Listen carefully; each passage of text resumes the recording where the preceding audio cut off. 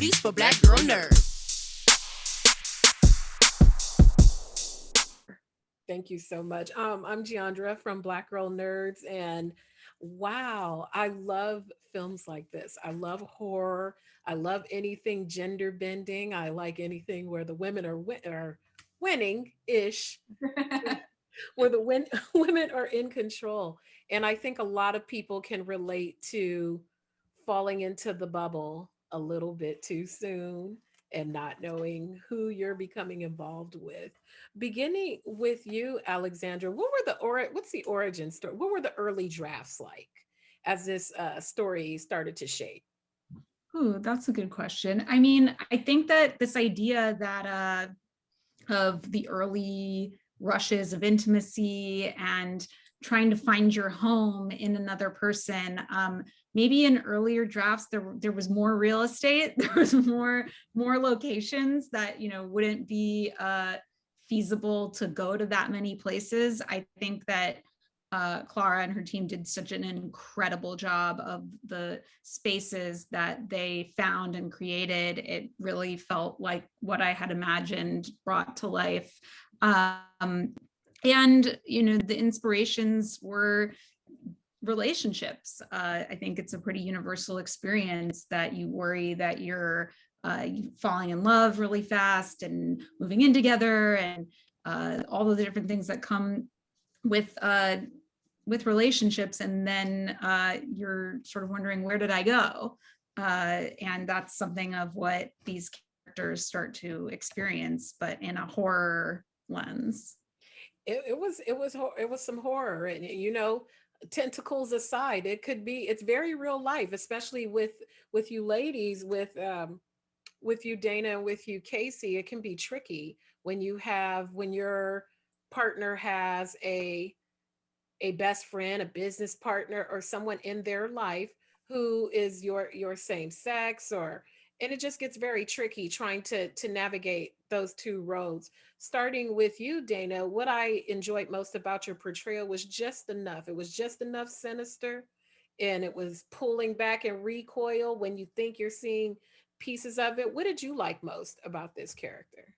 Thank you so much. That's so exciting to hear. I loved hearing what people thought of the character. I enjoyed Tara's manipulation. I enjoyed her inner conflict between her love for Sam and wanting to be there for him truly, but for to a certain end, for a certain reason. And so how that kind of played out in her psychological arc of the film. And I loved her sexuality. Let's just be real. I loved, it was hot. It was hot.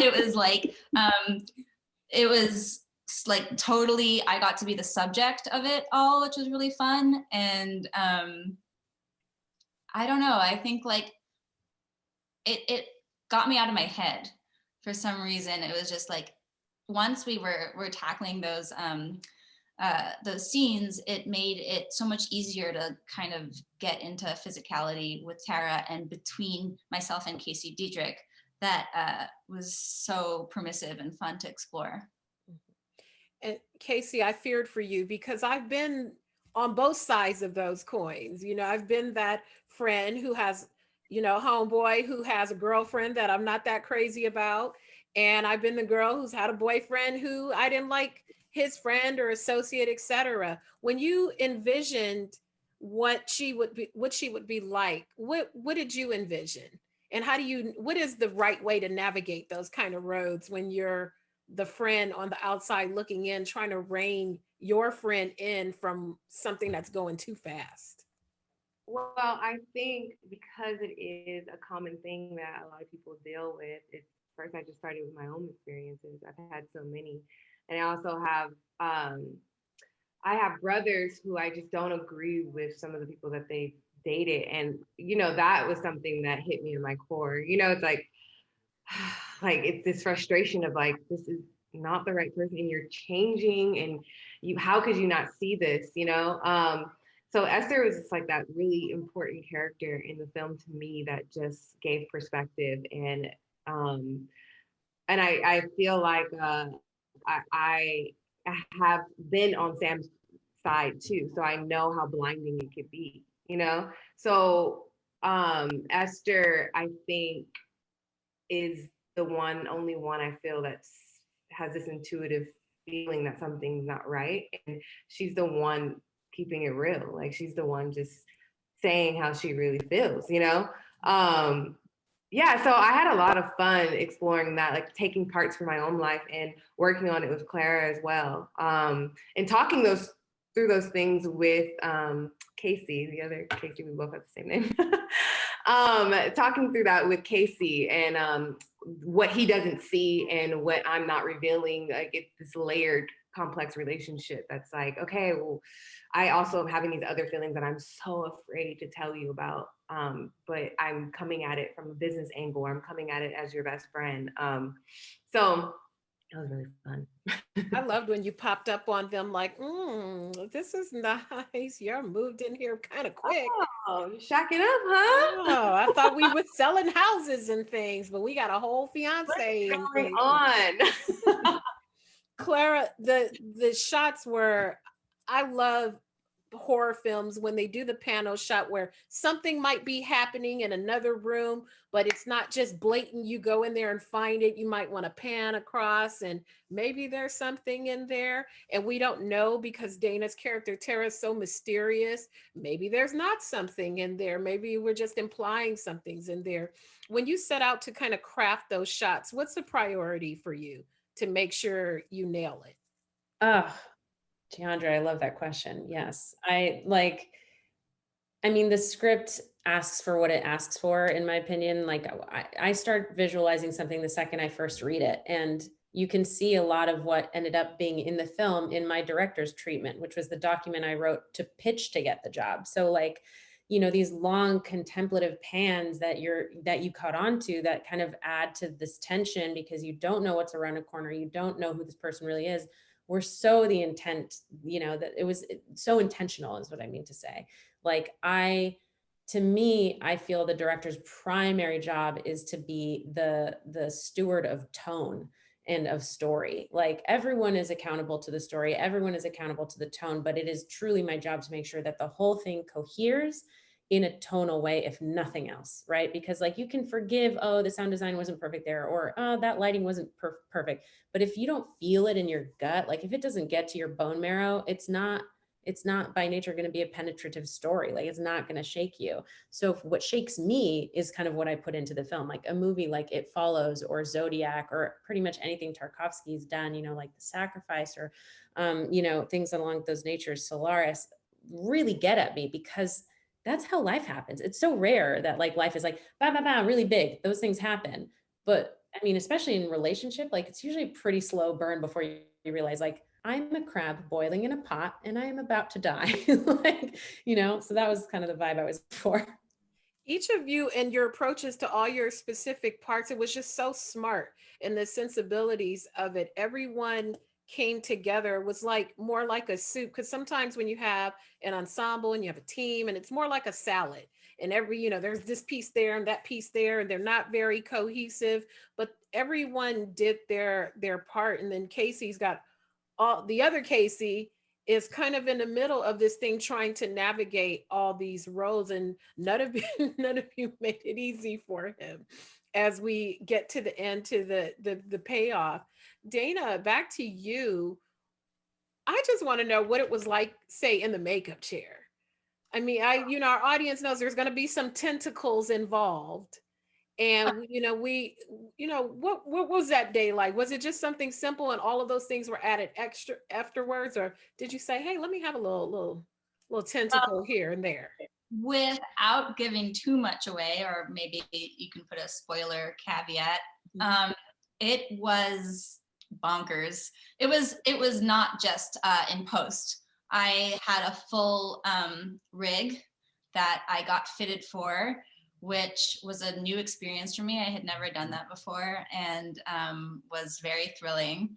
And then it was sort of like a corset, and I painted my stomach underneath black so that when the corset rig opened, it would be black underneath.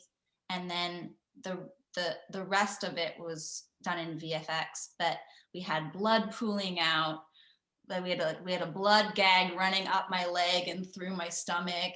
And we had like marionette strings kind of pulling open the rig at different times. And that was super fun. It gave me being able to see it physically, even though we didn't get the full effect of it on the day, but being able to have that really just like gave me something to run with, and was super fun to have this sort of whole team like working together, like really timed in terms of the blood, in terms of the VFX, like the fish, like the string that is clear that you can't see.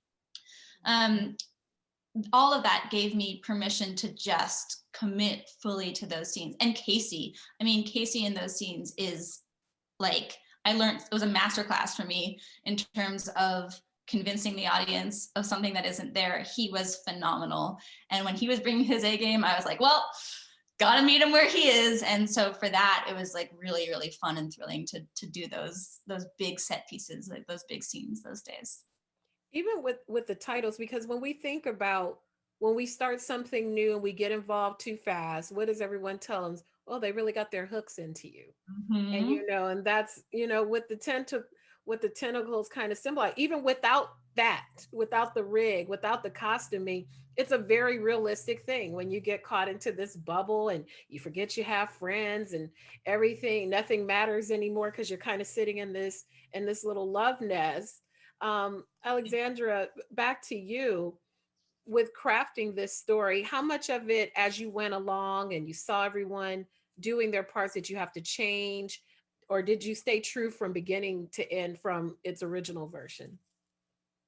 Well, I mean, the biggest thing that happened in the midst of our production was COVID-19, and that we had a great moment of pause in our production where there was some rethinking of, are people going to be allowed to touch? Will we be allowed to, and really trying to think through those things. And I think it actually led to a lot of really good discussion and revision in the script of how to redefine intimacy. This is a story of two characters, particularly Tara, who express intimacy differently. And some creeping in of the supernatural, and being able to express or thinking more about how to express how people enmesh and get inside each other's heads without just doing something physical. So, scenes like where she wants to know more about his sex life before she came around were things that the new world we were all living in kind of forced us to think more deeply about. And they don't actually touch in that scene, and yet I hope people find very sexy. It was. I said, oh my gosh, he's going to kill him now if he answers his question wrong. He's going to die right in the middle. Don't answer it, brother, she said. Well, they touch at the end, sorry, but in the beginning, they don't. Yes. I truly enjoyed this, ladies. I think you all just did a phenomenal job. I love any kind of genre bending, non-traditional, normal things, and I just loved it. Thank you, ladies, so much for your time today, and I can't wait till other people get to see it. Thank you. Thank you. Thank you, ladies. Take care. Bye. Bye.